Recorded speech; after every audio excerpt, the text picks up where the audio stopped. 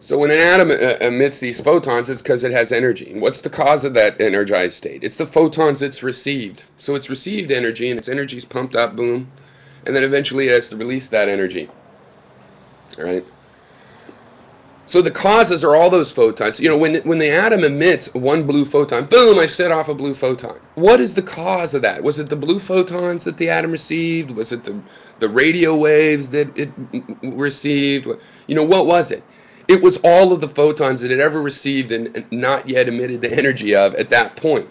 So all of the causes that put the atom into a state are the cause of all of the effects, which are the photons that the atom emits.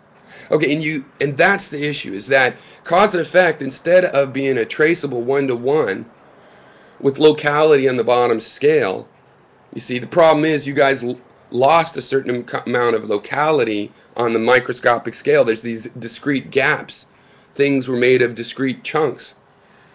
And how the energy is traded between the discrete chunks is like, you know, a washing machine or something. It washes out this trace of, well, which photon did it receive that caused this exact photon to fire? And it was all of them. Okay. And you lose things like determinism. Well, I've told you, you can get determinism back. It's just going to be strange. You don't get your simple classical mechanics. Yes, there could be a version that makes it all sensible to you again. But it's not going to be classical mechanics. It's already failed to predict how reality works. We can do experiments and show that it's false. We can make observations of things in astronomy and see, you know, that F equals ma isn't the whole story. There's a relativistic component.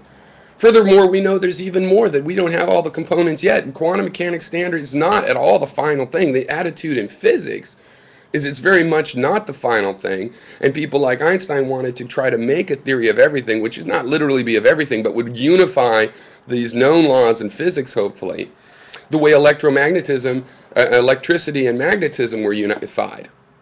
Okay, and they will all be expressions of some sort of basic laws of nature.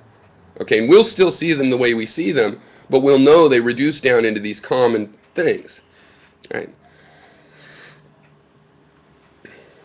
So you can have I've said, for example, you know, a determinism, the multiverse has a deterministic thing, because instead of things happening random, everything happens in the proportion of its probability. Which means if there's a 1 in a quadrillion chance that a quantum effects can knock your ball off of the lane, then 1 in a billion times it'll happen. And the other billion times you'll have the more likely things happen. Okay. So you don't lose that. In the multiverse idea, all of that stuff happens. The problem becomes, why do we just see one part? You know, and there's answers to that. It's the answer of cross-section. If something seems spontaneous, you're probably taking a cross-section. You're intersecting something that has an extent and intersects your ability to take a measurement. You know, like if you take one MRI picture, you get a slice out of the brain. Right? One MRI picture, you get a slice out of the brain. Okay, you want to get the whole brain, you take a very regular series of slices. You know. And when you take that next slice, it's like, look, something appeared. You know, if you're running your slice through the brain, something appeared. Why? Because you cut into the cross-section. There's a tumor, and when you finally get to the edge of it, you start to see it. It appears spontaneously. Generally, in a materialism, you think something like that already exists, and what you did was scan into it. Because with measurement devices, we're always taking a picture that has less dimensionality than the reality it took a picture of. You take the slice of a 3D brain and get a 2D brain. You know, you take a picture with your eye, it's a 2D picture of a 3D world. It's a different kind of a slice, because instead of being a cross-section, it's what you call a projection. But it's still a slice. It's still a reduction of the dimensionality. And this is the kind of thing mathematically that makes it look like things can be spontaneous.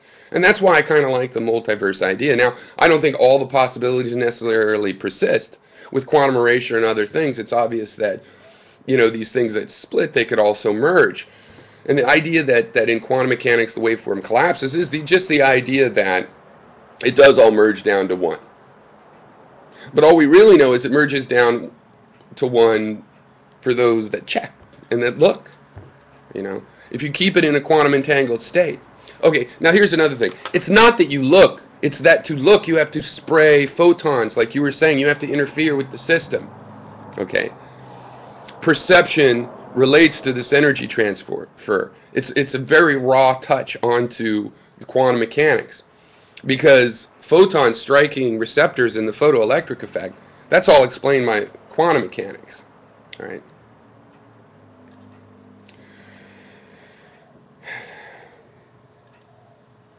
You just can't go back to, well, but fire, earth, wind, and water sounds a lot more intuitive to me. Well, too bad. Maybe you're going to have to evolve your little bacteria brain to understand a new concept.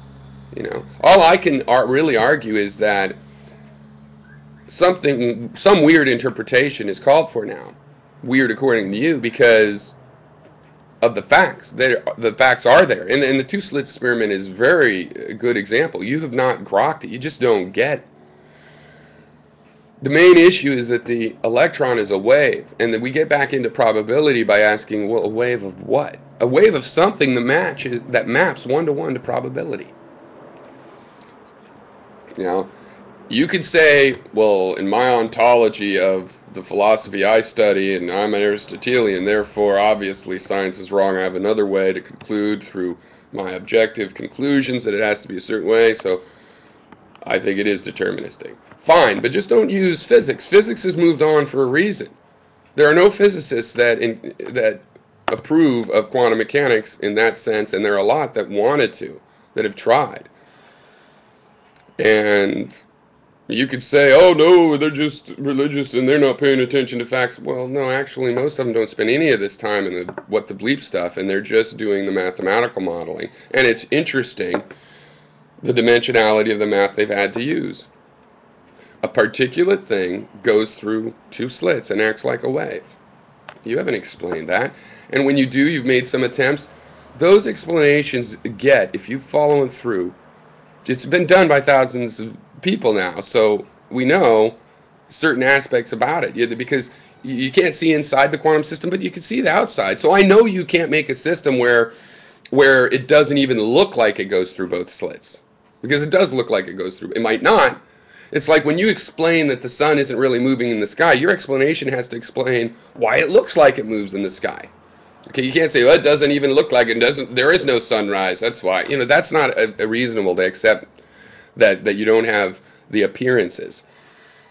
So it appears to go through both slits, and that's strange, okay? And it does require a strange explanation. And nothing in quantum mechanics says, oh, there's no cause and effect. Quantum mechanics predicts the world you see around you to the highest degree of any mechanics so far. So it's not about some weird dream world. It's about this world. It says this world is made this way, this regular world. So regularism comes out of quantum mechanics. Quantum mechanics doesn't say you don't get anything regular anymore. Your bowling balls will never go down the aisle properly. No, it doesn't say that. It says, how can they go down the aisle? And given this weird behavior of atoms, how can that happen? And it answers that, and it answers it accurately. So it's not supporting some world of crazy dream stuff. It's supporting this world. This is the one they're studying. And if you want to think, oh, it's just a cabal, a big conspiracy, go for it. Fine. Because 1,000 years from now, it'll be just like 1,000 years past and the heliocentric solar system. I don't need the agreement. I have seen those experiments. I do see how they work. I have seen the physicists double-checking the sort of common sense obvious thing. I've seen brilliant physicists that tried to make these hidden variable theories and theories of classical mechanics that would handle it, and they don't. They all fail for various reasons. Okay, based on the fact that there is no classical model that explains why an electron appears to go through both slits. And you say about the detector, well, if it's an electron detector, fine, but, the easiest form of the two-slit is with photons, and you can do that where the detector is a piece of fucking photographic paper. So, anyway, thanks for the reply, though.